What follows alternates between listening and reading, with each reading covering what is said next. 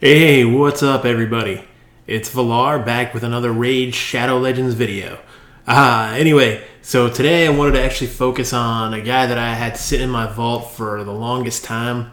I think he might have actually been the very first legendary I pulled back in, I want to say, May of last year. I've been playing since the end of May of 2019, so not even the full 9 months I've been playing yet, right? So about 8 months almost. So anyway, the Tomb Lord is actually the guy I pulled, and I'd never used him for anything for the longest time. He got a buff where he was God tier for one day in Spider, and then they nerfed him right back to where he was before, pretty much. But he's actually pretty good. I will say that he's not the best in the game or anything like that. He's not like a God tier champion. He's just decent. And there are some like epics that can do better than him. Like Masteries can do something that I like using him for even better than he can, and she's an epic. But she's a void epic, so she's pretty hard to get too. But anyway, Tomb Lord's actually pretty cool. So I'm going to show you my build for Tomb Lord. Before I forget, I'm going to show you the Masteries real quick, because one of the videos I just did I actually forgot to show the Masteries. But this is the Masteries I have on Tomb Lord. I put him on Masteries that didn't boost any turn meter and things in case I was going to use him in Clan Boss. I haven't actually done that yet, but I think I'm actually going to do that here in a minute or two. Actually throw him in a Clan Boss run on Nightmare just for fun to see what can happen. I usually do about 22 million on Nightmare. With my regular team, I'm going to slot him in Rosin's spot because of the decreased defense. I'll lose a weekend doing that, but why not? Let's give it a shot, right? So I went down the offense and support trees for him. I do feel the support tree is important. You want as much accuracy as you can to land his debuffs, which are decreased attack, decreased defense, and he has poison debuffs as well, and decreased speed. So he has a lot of utility in his kit, which is really cool. So I went down and got Master Hexer, and also did this Sniper, which helps with increasing the debuff chances and everything too. And then obviously he's got a 3-hitter on his A1, so you want Giant Slayer. So these are kind of the Masteries I would go with. This is just my opinion. I mean, you build him any number of ways, I'm sure, but this is what I'm doing with him. Right now, I'm mostly actually using him in dungeons. And the reason I'm using him in dungeons is actually a lot of this here. The thing that sucks about this, and this really actually sucks, is this is actually on a 6-turn cooldown. So that cooldown is just ridiculously long. I feel like he's a legendary. He's harder to attain. They should really make this at least a 4-turn cooldown, if not a 3-turn cooldown. I mean, if Madame Ceres is an epic and has it on a 4-turn cooldown, why doesn't he have it on a 4-turn cooldown? He does reset the turn meter of all enemies with less than 50% HP, which is really awesome. 80% chance of placing a decreased attack, 80% chance of placing a decreased defense. You have to book it to get it up to 100% chance as well. I believe Madame Ceres is just flat out 100% from the gate. I'm not sure, but this is kind of why he still is considered kind of just underwhelming, is because his cooldowns are really high, and you still have to use books on him to actually get the maximum value out of him. This is actually an awesome ability, though, because the ability does both decrease defense and decrease attack on everyone. It's an AoE, right? And if he does any resetting a turn meter, he gets an extra turn, which is really cool. So that's pretty nice. That is pretty cool. He's got an A1 that does a 3-hitter, and then it places a decreased speed debuff on the target for 2 turns if it's critical. So you want to build him with as much crit damage as possible. I actually have not crit damage, excuse me, crit rate. I have a ton of crit rate on this guy right now. I'll show you my artifacts in a second.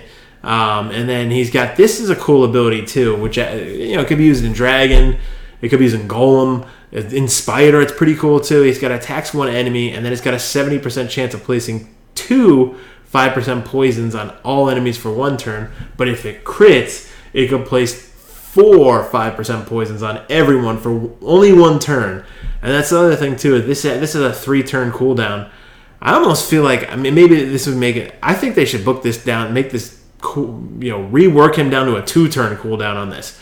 I really don't think he'd be considered God tier if you put this ability at 4 tier, 4-turn cooldown, this ability at 2-turn. Maybe he would be, maybe it would be too much at that point. But I don't know. I feel like he's such a hard to attain. All these legendaries are hard to obtain. To me, he needs another buff. Actually, a couple significant buffs, and it would be the cooldowns on his abilities. at least a 3-turn cooldown. And if it's a 3-turn cooldown, put the poisons up for 2 turns. That's really what I think they should do. You can buff it up to where it's actually got the 100% chance, 100% chance to place the poisons, which is nice. But you got to use books on this guy, right? And you need 1, 2, 3, 4, 5, 6, 7, 8, 9, 10, 11, 12 legendary books to actually max him out.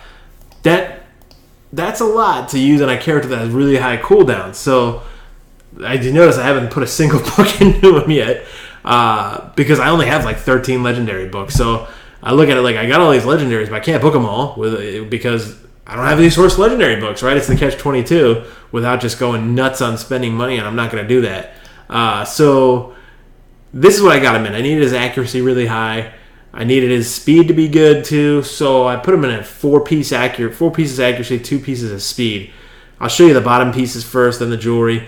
So here's the bottom pieces: his crit rate, 60% crit rate gloves with a decent amount of HP, decent amount of attack. This kind of rolled like unevenly, but that's okay. It's a decent piece, and I give him some good crit rate.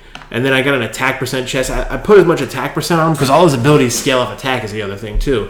So he has pretty decently high attack. He's a support character, but he's based more primarily on his abilities off of attack. He doesn't hit like a truck or anything like that. And maybe you could build him to hit like a truck if you did crit rate, crit damage build on him. But this piece is okay. But I mainly did it for the attack percent and a little bit of speed. He's got a speed boots with attack percent, pretty decent attack percent there, 18% on the boots themselves. So that's nice. And then actually this piece too had a lot of crit rate, decent amount of HP. The helm had a lot of crit rate, speed. So the other thing too, the shield, a lot of speed, decent amount of accuracy, some crit rate and everything too. So there's artifacts. I'll show you his jewelry real quick here too. The pretty decent ring. It's an attack ring with some HP on there and a little bit of defense. So that's that part. Crit damage amulet. I probably have farmed another amulet where I could replace this one, but I just haven't done it yet. With decent accuracy on there, some resistance. He has no resistance whatsoever, so that part doesn't really matter. And then an accuracy banner with a decent amount of speed, decent amount of attack. So he's got some pretty good stats. I like how I'm using him. I don't have a lifesteal build on him or anything like that, which probably be more ideal for clan boss. Absolutely more ideal for clan boss. But I'm not using him in clan boss at all, and I'm not going to put him in an ultra nightmare clan boss comp because the cooldowns are just way too high even if I book him out. So here's his total stats: 36,000 HP. His attack's okay, 3,600. Defense is okay, a little less than 2,000. 210 speed. The crit rate, I wanted him to crit even if it was a negative affinity. So that's why I put a ton of crit rate on him. 125% crit rate. Because I figured I might use him in Dragon a little bit too. Play around with him with some things there, and he's negative affinity because Dragon 20's magic. So, but if I build him like this, he'll still crit. So, and he's got really good accuracy or decent accuracy at 273. So that's my Tomb Lord. I'm gonna run him in Clan Boss. So we'll do a little bit of running here for fun. I have no idea what's gonna happen here. So this is actually the first time that I'm doing a run on Nightmare with Tomb Lord in it whatsoever. So I don't expect this to go all that great actually, because it's gonna knock out all the speed tuning and everything too. So I'm just gonna run it on auto and see what happens here. I'm not gonna have you guys sit through the whole run. We'll just run it on auto and then see kind of what happens. So he does that decreased defense, decreased attack right out the bat, which is actually good. That's what I want him to do. And good, my Steel Skull was actually still, I think, 1 or 2 speed faster than him because I want my Cleanser to be the fastest on the team, followed by the decreased defense, and then J-Reg for decreased attack. So it'll be interesting to see what happens at the end here. He's placing poisons pretty well, actually. And the problem is in this comp, I may have a little bit too much poison at some points, but that's all right. So I'm going to pause the video, come back here after the run's done, and actually see kind of what we did with Tomb Lord, and then we'll run him in a dungeon or two. So I'll be right back. All right, we're getting the crap knocked out of us here. Tomb Lord's dead already. It's only like a 6-minute run, which is really bad, actually. Usually I do about 22 million on Nightmare, and I do anywhere from like 19 to 22 million as well on Ultra Nightmare. But this slot is usually for rosin. He's actually pretty, I wouldn't say he was bad in what he's been doing, but it takes the weaken away, and his cooldowns are a lot higher, so you don't get as much decreased defense off, and you don't have any weaken or anything too, so that part kind of sucks. But I figured I wanted to show it, see how he would do. This is my first ever run using Tomb Lord on Clan Boss, and I think it's going to be really bad damage. Actually, it's a little bit better than I thought it would be. It's, 5 million less than my normal damage is. But, he's still viable, I guess would be the best word. And I'm not running him in lifesteal is the other thing, too. So if I had him in a lifesteal set there, it would probably be a lot better because my entire team, when I have rosin in here, has lifesteal on them. But he did 2 million. So respectable in the fact that he has 0 books on him, too. So those poisons actually kind of stack up. This comp is like, I probably would need to take someone out that does, because I have 3 poisoners in here. This isn't the ideal comp or anything. I just figured I'd slot him in for rosin and see how he does. So let's take a look at him in, I actually showed him in Spider in my video where I had Torment on the crowd control. So I don't necessarily want to show him in that again. But I'll show him in Golem and Dragon just for real quick. Let's see. Golem, I believe, slotted him in. Yeah, I've slotted him in this team, and this team actually has been doing my runs at about 3 minutes, which is actually much better than I've been doing in Golem. I did a video on Golem where I think I showed like a 9-minute run or something ridiculous. But this team's actually gotten a lot better, a little better times. I have a lot of sustain builds that I've done just because I wanted to get through the content more so than just speed farm it. Before. Now I probably will work on speed farming it now that I'm at a different level of the game. But, this is kind of cool. So we'll see what happens here. He does that. He has a lot of utility. And the nice thing is I'm using Kymar here, so it'll actually reset his cooldowns.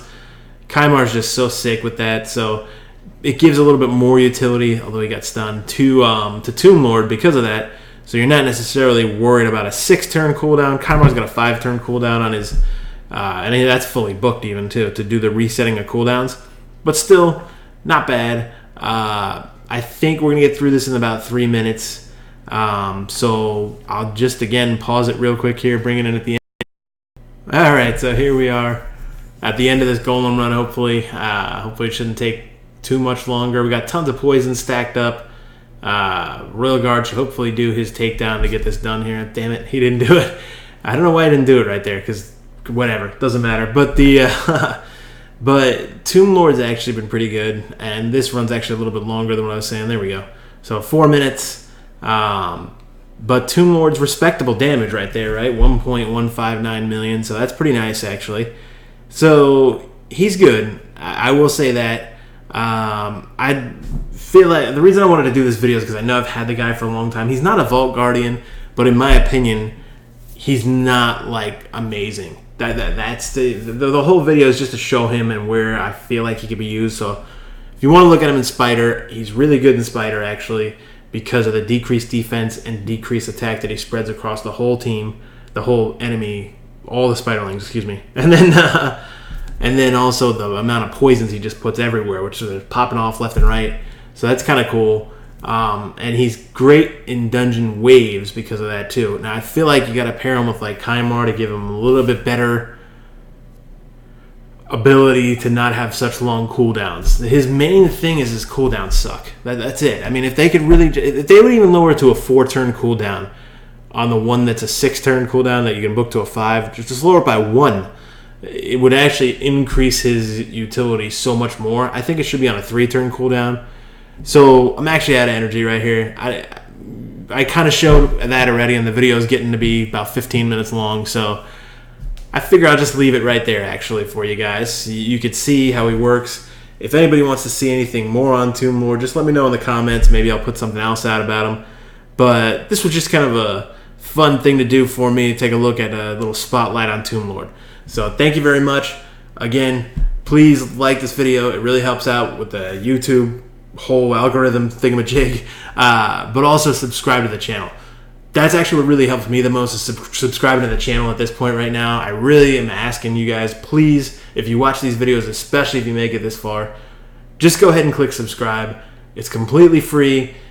It'll really help out, and I really thank you guys for it if you do. I thank everyone that's come along and that's subscribed to my channel so far. Thank you so much for all the support. I'll be back soon with another video.